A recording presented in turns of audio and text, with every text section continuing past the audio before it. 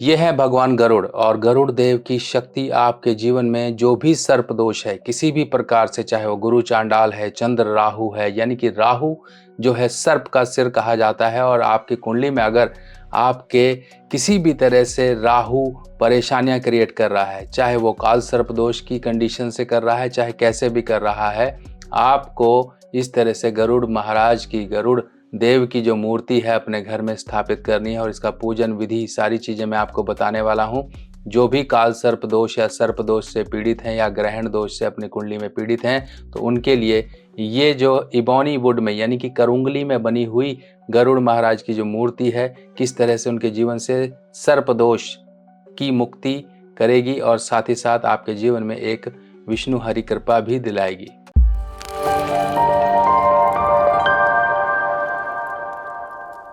तो नमस्कार दोस्तों, मैं सुभाष शर्मा चंडीगढ़ से धर्म ज्ञान में आपका स्वागत करता हूं। दोस्तों, मेरे हाथ में ये है गरुड़ महाराज की मूर्ति। गरुड़ देव, जैसा कि आप जानते हैं, गरुड़ पुराण में आपने इसके बारे में सुना होगा, विष्णु जी के वाहन के बारे में आपने इनके बारे में सुना होगा।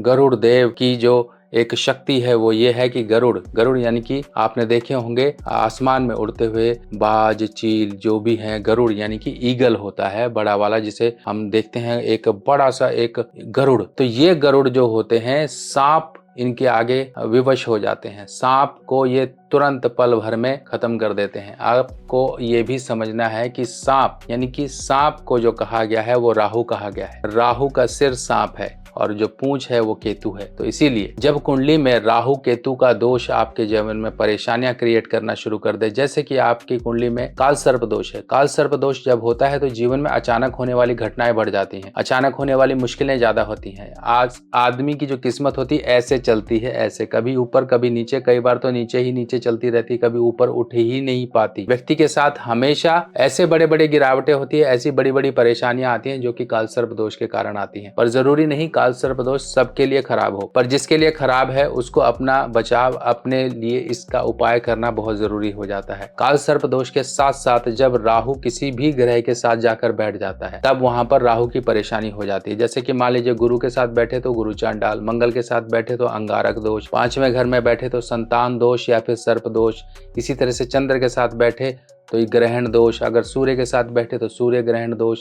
इस तरह से राहु जब आपके गलत भाव में जाकर बैठ जाए और राहु या फिर दशा में आपको बहुत ज्यादा परेशानियां देना शुरू कर दे, तब गरुड़ महाराज की पूजा और गरुड़ महाराज के आगे प्रार्थना करना आपको देखिए किस तरह से वरदान की तरह साबित हो सकता है। और ये जो लकड़ी होती है, ये लकड़ी देखो काले रंग की लकड़ी होती है, इसे बोलते हैं इबोनी, जिसे करुंगली भी बोला जाता है। करुंगली यानी कि आपने ये मालाएं देखी होंगी, आपने ये माला देखी, ये करुंगली की माला है। और जो साउथ इंडिया के मंदिर वगैरह आप देखेंगे वहां पर करुंगली का विशेष रूप से प्रयोग होता है। करुंगली को लॉर्ड मुर्गन की लकड़ी से संबोधित किया जाता है। लॉर्ड मुर्गन यानी कि भगवान कार्तिकेय जो है वो लॉर्ड मुर्गन है। यानी कि देखिए प्रांत अलग अलग हो जाते हैं तो नाम भी उन्हीं हिसाब से मान्यता हो जाती है। और मुर्गन यानी कि भगवान मंगल के अधिपत्य देव हैं, यानी कि मंगल संबंधित परेशानियों को भी दूर करती है। करुंगली की लकड़ी इतनी स्ट्रॉन्ग, इतनी जबरदस्त ये लकड़ी होती है जिसका एक पॉजिटिव प्रभाव होता है। बाकी इसके साथ साथ ये जो माला है, माला का भी आपने प्रयोग करना है। माला के साथ किए गए मंत्र जप की जो वाइब्रेशन होती है वो बहुत स्ट्रांग होती है। और अगर कोई शुभ लकड़ी आपको मिल जाए, उसकी बनी हुई माला से आप करते हैं तो बहुत ही जबरदस्त प्रभाव होता है। देखिए माला जपने के लिए बहुत सी तरह की लकड़ियां होती हैं। आप माला जपेंगे, इस तरह से आपका माला जपना है, यानी कि आपको अपनी ओर मन का सरकाना है। और ये कभी भी ये सुमेरु होता है, ये सुमेरु को कभी भी क्रॉस नहीं करना। यानी कि अगर आप माला जप रहे हैं और यहाँ तक पहुंच गए, ये सुमेरु होता है, यहाँ तक पहुंच गए तो यहीं से ही आपकी माला ऐसे घुमा लीजिए। आपकी ये वाली उंगली बाहर रहेगी, यानी कि इस उंगली से नहीं, आप ऐसे से माला सरकाएंगे, ऐसे से। इस तरह से आपका माला जप होगा। ये माला जप का तरीका होता है, यानी कि मिडल फिंगर से आपका जो है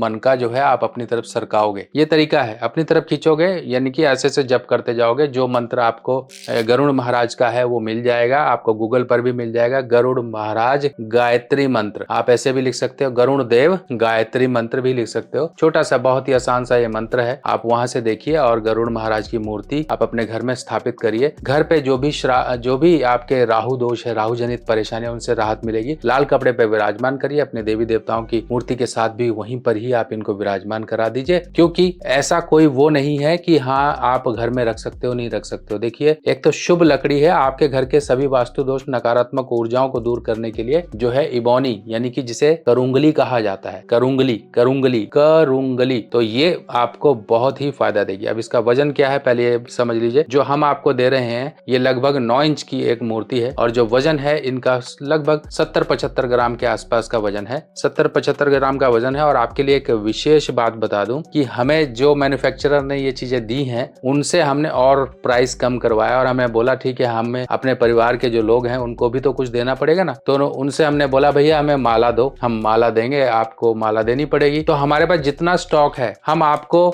एक मूर्ति के साथ एक माला आपको जब की साथ में देंगे। अगर आप मार्केट में लेने जाओगे तो यही 800-900 की आपको मिलती है, एक अच्छी क्वालिटी की, पर हम आपको ये साथ में दे रहे हैं और कोई ज्यादा कॉस्ट भी नहीं है। आप इसकी कॉस्ट वगैरह जो भी है वेबसाइट पे चेक कर सकते हैं हमारे। अब परचेज करना है तो मेरे या तो इस व्हाट्सएप नंबर पे आप मुझे बोल सकते हैं कि मुझे गरुड़ देव की मूर्ति चाहिए, हम आपके एड्रेस तक पहुंचा देंगे। प्रॉपर इनको एनर्जाइज करके शुद्ध करके आपके एड्रेस तक पहुंचाया जाएगा, ताकि आपके ऊपर चल रहे सर्प दोष से आपको मुक्ति मिल सके। सर्प दोष जब होता है तो इससे भी आपका पितृ दोष बनता है, गुरु चांडाल दोष बनता है, मंगल राहु का अंगारक दोष बनता है, चंद्र राहु का ग्रहण दोष बनता है, बुध राहु का बुद्धि जड़त्व योग बनता है, शनि राहु का श्रापित दोष बनता है। तो सोचिए जहां पर ये बैठ जाते हैं राहु महाराज, वहां पर इनकी पावर बहुत ज्यादा हो जाती है। अच्छी हो तो अच्छे में मिलती है, बुरी हो तो बुरे में मिलती है। अगर आपके साथ बुरे में मिल रही है तो आपको गरुड़ देव की मूर्ति को स्थापित करना है। अब इस तरह से देखिए बहुत सी और भी चीजें हैं जो मैं आपके लिए लेकर आऊंगा, पर ये जो आपके लिए एक अहम जानकारी, क्योंकि राहु से बहुत से लोग परेशान होते हैं, तो आपको एक सरल सा सोल्यूशन मिल गया, सरल सा तरीका मिल गया, आप करिए। लोग कहते हैं कि हमने इतनी महंगी पूजा करा ली, ये करा लिया, वो करा लिया। मैं कहता हूँ आप एक बार अपनी श्रद्धा से जो आप कर पा रहे हो, सस्ते में कम दाम में अपनी परेशानियां महंगी से महंगी हटा सकते हो, तो करो इनको। देखिए लाभ तुरंत आपको दिखाई देगा। मेरा काम है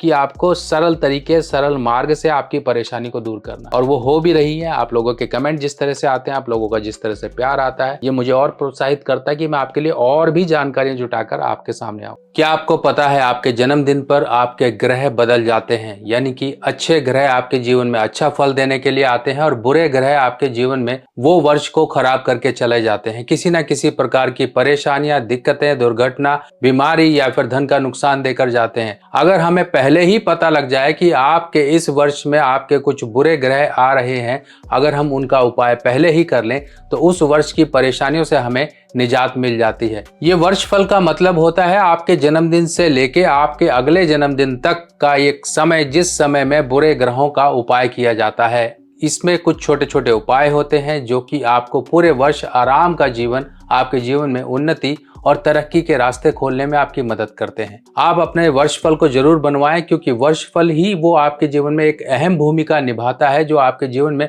आने वाली परेशानियों को दूर रखता है। अपने जन्मदिन पर कर लीजिए कुछ छोटे छोटे उपाय और पूरा वर्ष आप मजे का जीवन पाएं। वर्षफल बनवाने के लिए आपको अपना नाम, बर्थ डिटेल मुझे देना होगा और आपकी वर्षफल रिपोर्ट बनाकर आपको व्हाट्सएप पर भेजी जाएगी, जिसमें कुछ छोटे छोटे उपाय दिए जाएंगे। कुछ दान दक्षिणा या फिर कुछ चीजों को जल प्रवाह इत्यादि करना, मंदिर में देना या फिर किसी गरीब को देना या पक्षियों या जानवरों को कुछ देना। इस तरह के कुछ छोटे छोटे उपाय होंगे जिनको करके आप उस वर्ष की परेशानियों से बचाव पा सकते हो। तो और भी जानकारियां लेकर मैं आऊंगा, तब तक के लिए अपने सुभाष भाई को आज्ञा दीजिए।